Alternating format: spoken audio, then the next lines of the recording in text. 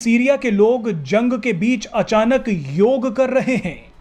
बताया जा रहा है कि इस्लामिक देश सीरिया के लोग सूर्य नमस्कार भी कर रहे हैं। हम किसी चीज को मजहब के साथ किस तरह जोड़ सकते हैं और हम क्यों करके ये कहें कि जी कि अगर एक मुल्क भारत अगर वो करवा रहा है या वो कोई और मुल्क करवा रहा है तो हम पकड़ के जनाब वहां पे लोगों को मारना शुरू कर दें।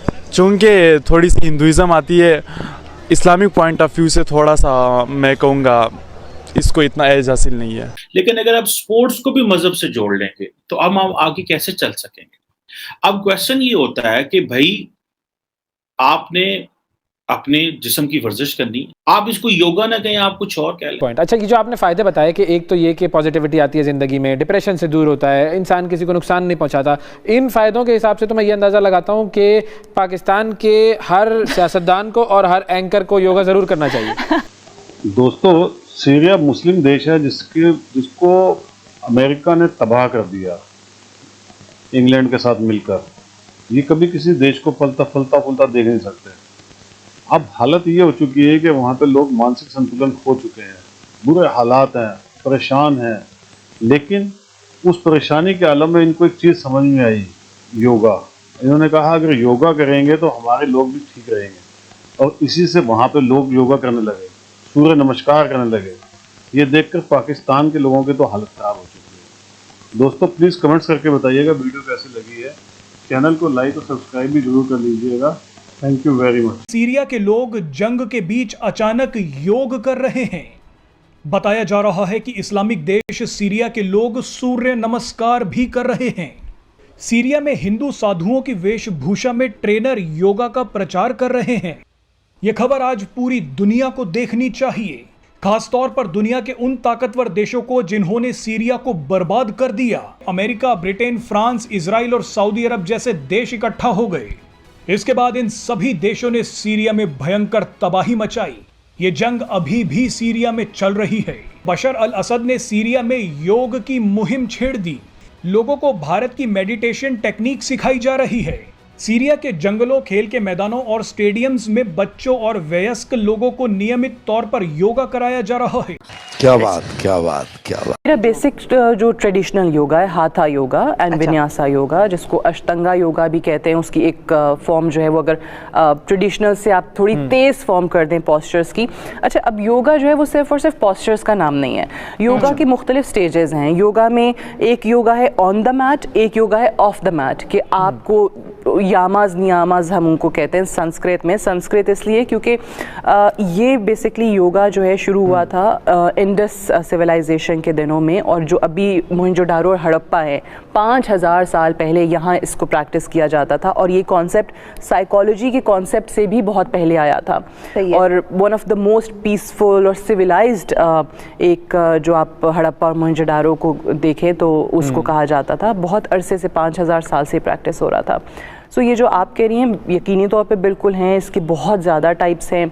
बाहर एक योगा बड़ा कॉमन है, बिक्रम योगा उसको कहते हैं बाहर के ममालिक में, क्योंकि यूजली जो ठंडे ममालिक हैं वहाँ पे इसको प्रैक्टिस किया जाता है कि उधर कमरे का जहाँ ये प्रैक्टिस करते हैं उसका टेम्परेचर इतना बढ़ा दिया जाता है जब आप प्रैक्टिस करते हैं कि आपको इंजरी के चांसेस कम हो जाते हैं, उसमें कैलोरीज भी ज़्यादा बर्न हो रही होती हैं। तो मैं हमेशा कहती हूँ कि हमारे यहाँ तो आप वैसे मई, जून, जुलाई में कर लें तो 47, 48, 49 डिग्रीज टेम्परेचर आपको वैसे ही मिल जाता है। एकदम इन्होंने वक्त बदल दिया, जज्बात बदल दिए। एक बहुत बड़ा इनिशिएटिव है जिस तरह सऊदी अरब ने उसको अपने कल्चर में मर्ज कर लिया है, इंडिया के कल्चर को। और इससे पता चलता है कि इंडिया का जो इन्फ्लुएंस है ओवरऑल द वर्ल्ड बढ़ता जा रहा है। और हमें भी योगा को एज अ फेस्टिवल के तौर पर मनाना चाहिए, इसे हमें भी एक्सेप्ट करना चाहिए। पता है योगा जो है उसका आगाज़ हिंदुस्तान से हुआ और उनका ये कल्चर है योगा, ठीक है। आप इस हवाले से क्या कहेंगे कि सऊदी अरब ने उसको अपने एज अ फेस्टिवल के तौर पे उसको अपनी कंट्री में मनाया जा रहा है योगा को।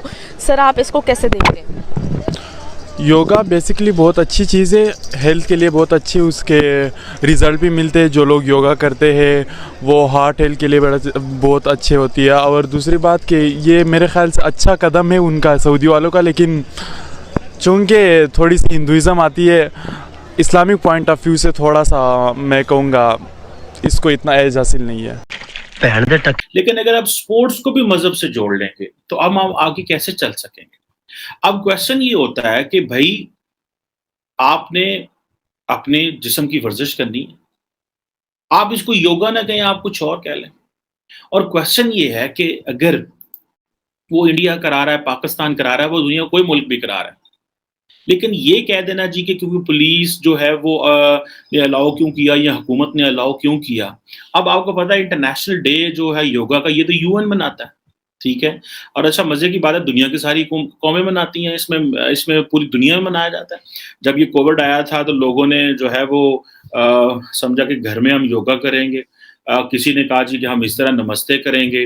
मेरा ख्याल है कि हमें, किसी ने कहा हमें शेक हैंड नहीं करना चाहिए, चेस्ट पे हाथ रखना चाहिए, किसी ने कहा ऐसे करना चाहिए। लोगों ने अपने तरीके अडॉप्ट किए, लेकिन हम किसी चीज को मजहब के साथ किस तरह जोड़ सकते हैं? और हम क्यों करके ये कहें कि जी कि अगर एक मुल्क भारत अगर वो करवा रहा है या वो कोई और मुल्क करवा रहा है, तो हम पकड़ के जनाब वहां पे लोगों को मारना शुरू कर दें।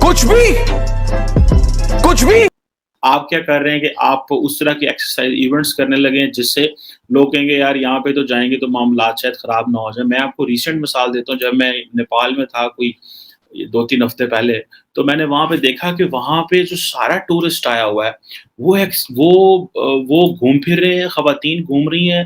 हमें बहुत सारे टूरिस्ट से मौका मिलना, हम भी बीच में ज़ाहिर बात है अपनी जो एकेडमिक काम करके टूरिज्म भी करते थे, तो लोगों से मिलना, बात करना, जी आप कहाँ से हैं? वो कहे जी हम फ्रांस से आए हैं, हम जर्मनी से आए हैं, हम यार रूस से आए हैं, हम कहाँ से आए हैं। तो दुनिया जो है वहाँ नेपाल में टूर के लिए वहाँ अमन है। तो अगर ममालिक अपने आप के ऊपर अगर ये मजहबी छाप लगाना शुरू कर देंगे, आप अच्छे से मजहब अपना प्रैक्टिस करें, आप मुसलमान हैं, हिंदू हैं, ईसाई हैं, आप जो भी हैं, आप रहें, बिल्कुल रहें।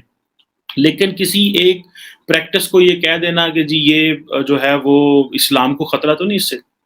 योगा की प्रैक्टिस सारे मुस्लिम ममालिक में जो है वो होता है, योगा की जाती है। पाकिस्तान में योगा होती है।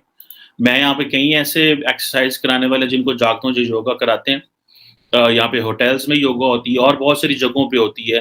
तो ये कह देना कि इसको एक इस तरह एक रंग देना, इसका मेरा नहीं ख्याल कि एक तो इसको ज़्यादा हाईलाइट करने वाली बात है योगा को इटसेल्फ को। अब पूरी दुनिया को पता चलेगा जी देखो वो फलां मुल्क में योगा केवल जो है ना वो हुआ था।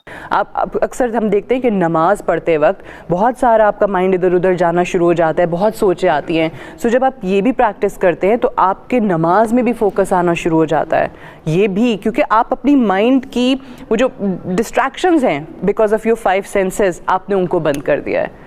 सो ये सिर्फ और सिर्फ वो नहीं है कि आपने पोस्चर्स किए, 1 घंटे की क्लास ली। पॉइंट अच्छा कि जो आपने फ़ायदे बताए कि एक तो ये कि पॉजिटिविटी आती है ज़िंदगी में, डिप्रेशन से दूर होता है, इंसान किसी को नुकसान नहीं पहुंचाता। इन फ़ायदों के हिसाब से तो मैं ये अंदाज़ा लगाता हूँ कि पाकिस्तान के हर सियासतदान को और हर एंकर को योगा ज़रूर करना चाहिए।